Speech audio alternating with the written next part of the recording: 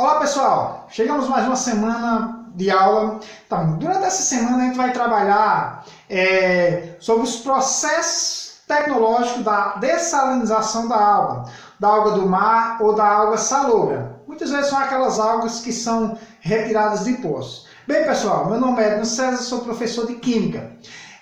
E aqui nós vamos aprender e estudar um dos processos que vem crescendo muito sobre a dessalinização da água. Então, imagina você, quem de você nunca foi ao mar e distraído acabou tomando aquela água salgada do mar? Ixi, com certeza você achou ruim, né?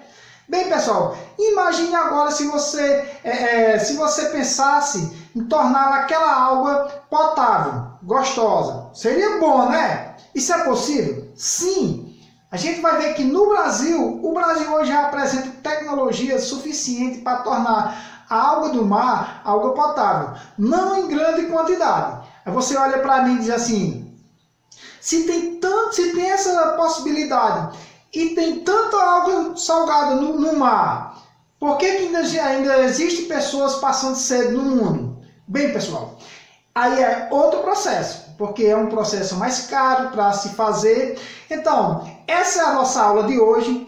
Vai lá no meu canal, dá aquele velho link no canal Edno César. Boa sorte. Pronto. Essas mais outras informações a gente vai ver durante a aula. Assista a aula completa, lá vai estar a atividade no final. Através da aula você vai conseguir responder toda a atividade. Boa sorte, vamos lá galera. Bem pessoal, voltando aqui à nossa aula, sabemos que os processos tecnológicos na dessalinização da água, eles têm muito a acrescentar para combater a sede, principalmente nos estados do Nordeste, na nossa região. Isso é um dos fundamentais. Então, sabemos que a escassez de água doce no mundo tem preocupado a humanidade, visto que a água é vital para a sobrevivência de todos os seres vivos, bem como responsável por diversos ciclos de renovação do planeta. Sabemos que para que haja vida é necessário que tenha água. Então, se a água é essencial à vida, então nós precisamos investir nessa área. Então, a água é um dos recursos mais abundantes na Terra. Porém, a maior parte da disponibilidade da água está na forma de água salgada. Ou seja, 97% da água do planeta é água salgada. Sabemos que é um problema, né? Tanta água no mundo e as pessoas morrendo de sede. Então, aí está na questão de que água pode ser absorvida para a gente.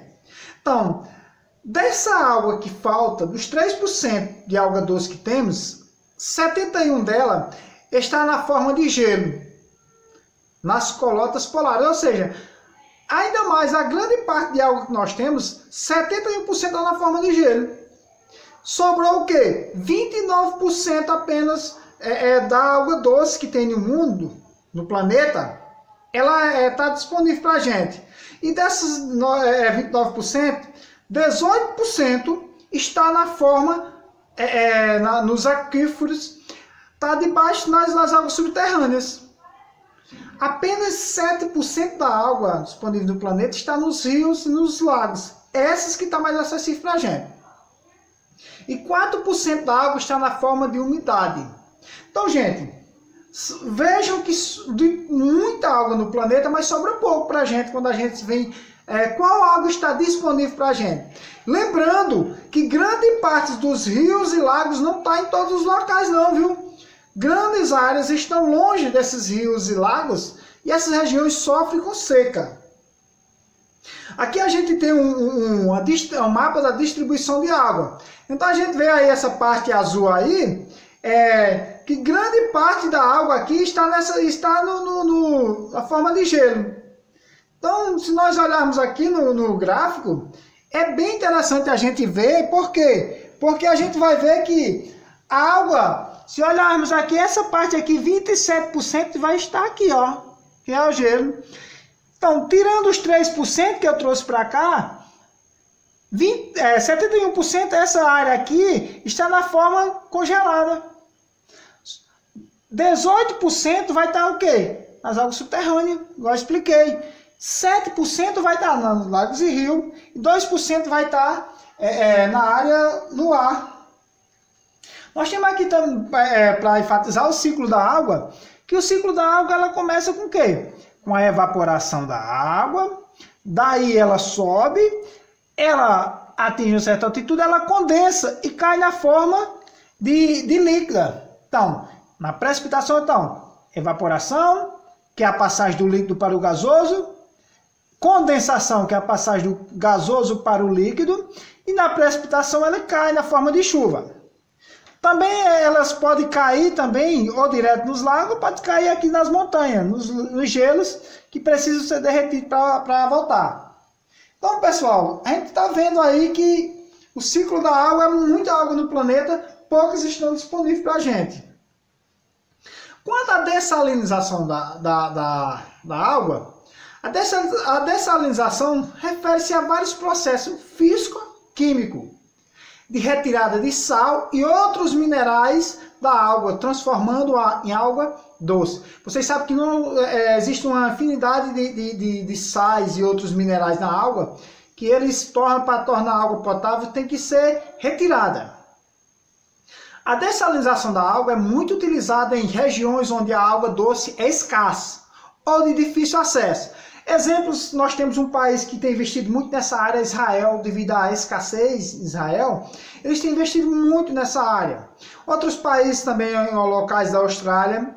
Eu queria destacar aqui também nas embarcações, quando as pessoas viajam nas grandes embarcações, eles usam o processo de dessalinização para utilizar como água doce.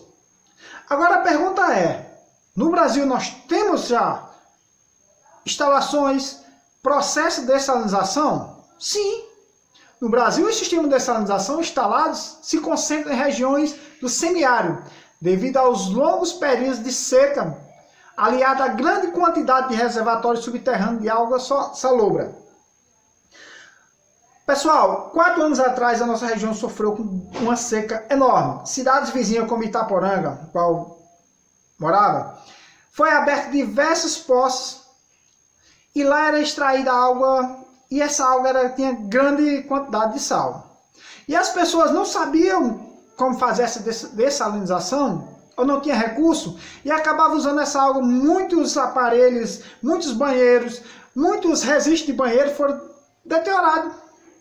E muitas águas nem serviam porque tinha grande quantidade de sais, por isso que é um processo bem interessante.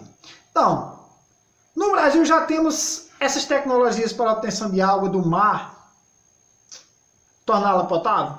Sim.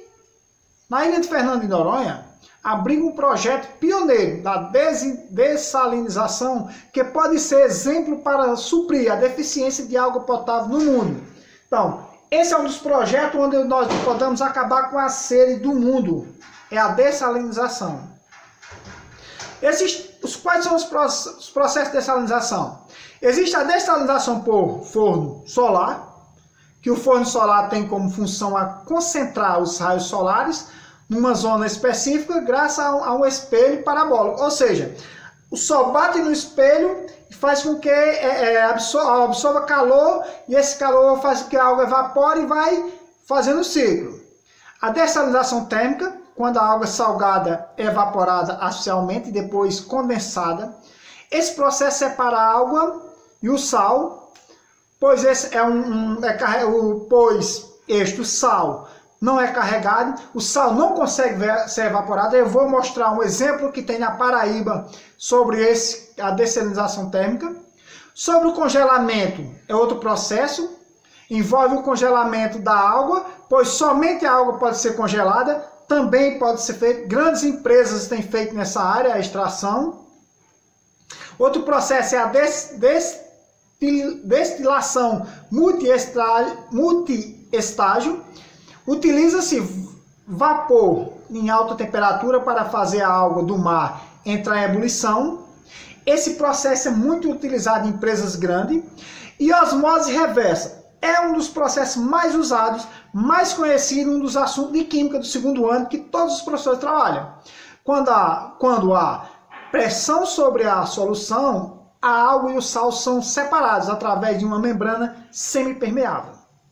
A maior parte das usinas de dessalinização atuais usa esse processo, osmose reversa. Nós temos aqui um processo de osmose reversa, um exemplo, eu queria mostrar para vocês. O natural da osmose é a água passar do menos concentrado para o mais concentrado. Quem é mais concentrado? Onde tem soluto. Soluto é o que? É sal. E a água vai ser o solvente. Então, no normal é a água passar da água pura para a água salgada. Na osmose reversa, quando a gente aumenta a pressão, não a pressão atmosférica, mas a pressão de 100 graus, por exemplo, a água vai passar do mais concentrado para o menos concentrado. Esse é o processo da osmose reversa. Outro exemplo que pode ser aqui é na captura da água do mar, ela é bombeada para um filtro de condensação, essa água vai ser condensada, e aqui eu vou passar para a osmose reversa, que é o processamento, onde ele é levado a uma alta temperatura e entra a água salgada e vai sair aqui a água. Então existem vários processos aqui.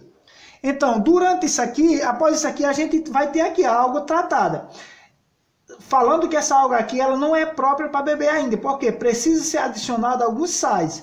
Depois aqui ela vem para o reservatório e está disponível para a gente. Não é tão fácil assim, mas com as tecnologias a gente pode. Vantagem e desvantagem da dessalinização. Como vantagem a gente tem da dessalinização da água é a possibilidade de garantir a disponibilidade de água potável para regiões carentes. Desse recurso podemos transformá-lo em uma boa saída para o problema da sede em várias partes do mundo. É um projeto que pode acabar com a sede do mundo. Desvantagem, a gente tem o alto custo. Em média são $3 por 1 litro de água, muito caro. Com isso faz com que não esteja acessível para todas as pessoas. Que atualmente é 5 vezes mais caro do que a água normal. Além disso, existem os impactos ambientais gerados pelo sistema, que o aquecimento pode ser poluente, quanto a má distribuição do material. O que fazer com esse material? Um sal que sobrou. Então são problemas que a gente pode ver que se vale a pena ou não esse processo. Nós temos as soluções salinas, que chama-se solução salina, uma solução de sal, que é o soluto, em um líquido, pode ser água ou solvente. Então, essa aí, a água misturada com sal, nós chamamos de solução salina. Se dissolver uma colher de sal na água, ou cloreto de sódio, na água pura, teremos uma solução salina. Se aumentarmos essa quantidade, quanto mais sal a gente bota, mais concentrada vai ficar essa água. Então, quanto menos sal, menos concentrado. Então, essa concentração de água no mar depende da quantidade de sal que tem. Então, existem os sais que podem ser insolúveis. Como sal insolúvel, a gente pode citar o extrato, certo? É o nitrato. O nitrito são um exemplo de sais que insolúveis não conseguem ser dissolvidos na água. Sais solúveis, a gente vai ter aqui o cloreto de sódio, certo, gente? Então, os sais que é insolúvel são aqueles que não conseguem dissolver na água com tanta facilidade ou nem conseguem. Esses não vai estar presentes na água do mar, com certeza. Vai estar presente aqueles que são solúveis, como exemplo, cloreto de sódio, cloreto de potássio. Então, a dessalinização avança no Brasil. Esse pode ser uma das esperanças dos brasileiros, principalmente dos nordestinos. Isso porque, com as novas tecnologias que a gente tem, a gente vê que antigamente via como um processo distante. Hoje a gente pode ver como um processo atual, que veio para ficar. Apesar de o Brasil possuir uma usina pioneira, no qual eu falei em Fernando de Noronha, o primeiro grande projeto de dessalinização no Brasil deverá ser impactado no Ceará. Então o governo do Ceará tem um projeto que faz para levar água, onde 12% da água da população de Fortaleza e região metrópolis seja da dessalinização. Seria um grande avanço hoje para o Nordeste. O grande salto que pode amenizar com a sede do Cariri paraibano foi um projeto feito na Paraíba. Esse é um dos projetos mais eficientes da nossa região. Na Paraíba há um dessalinizador quase não sai, hein, gente? Dessalinizador de baixo custo, desenvolvido a partir da captação de água de energia solar. Ele foi premiado no Prêmio Nacional em 2017. Ocorre em 3 cidades da Paraíba. Um exemplo é Pedra Lavrada, São Bento do Seridó. Então, os processos de dessalinização e desinfecção da água ocorrem quando a alta temperatura no interior do dessalinizador provoca a evaporação da água, que entra em contato com a superfície esfriada e faz o condensador retirando os sais antes existentes. O método também elimina bactérias que podem causar doenças ou os patógenos. Muito eficiente nessa área. Cada unidade de dessalinizador produz um volume de até 16 litros. Pessoal, no ano de 2017, uma cidade como Itaporanga, esse processo tinha sido essencial. Muita gente se contaminou porque águas contaminadas de esgoto, porque os poços eram dentro da cidade. E a água dos poços vinha contaminada, muita gente bebia. E também aquela água que muita gente sofria. Poderia ter sido um dos processos para nós amenizar aquela região. Então aqui a gente tem na Paraíba os processos que são desenvolvidos na Paraíba. Vocês olham que aqui são vidros, ou pode ser feito em papel plástico. Ó, de alvenaria você constrói um tanquezinho, cobre. Você está vendo aqui que ele fez com lona para ficar mais econômico. Você vê que tira até 16 litros. Isso é excelente. Ou seja, a radiação do sol bate no vidro, aquece a água evapora. E quando ela evapora, ela vem para cá, ó, e escorre aqui, ó, no vidro, nas canaletas, que essas canaletas vêm, ou calha, que vem, é onde vai recolher a água para sua casa.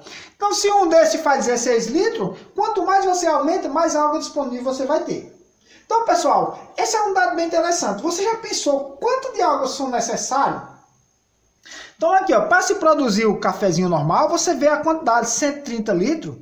Ó, o milho. 1 quilo de milho, 1.220 litros são necessários a água. A soja, e o topo estou aqui, ó.